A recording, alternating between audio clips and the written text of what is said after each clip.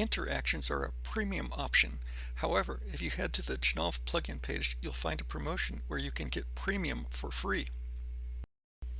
One common interaction is to have a click start an animation. In this case, I want to click the background and fade in a ring of emojis and then fade it out. Let's look at the animation. So it fades in and then fades out. Now let's set up the interaction. The first thing is to move the animation to the very start.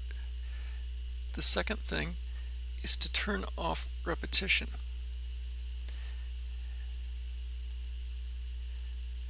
Here's the interact. We enable it.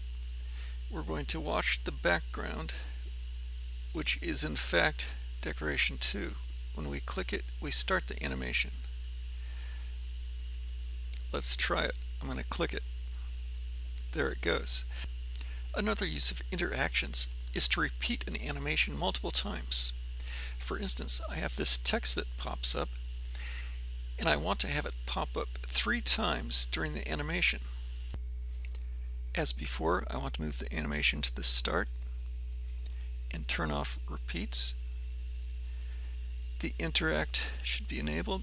Keep it watching self. The event is timer at, and just enter a sequence of times: 1 second, 6 seconds, 11 seconds. Here's 1 second,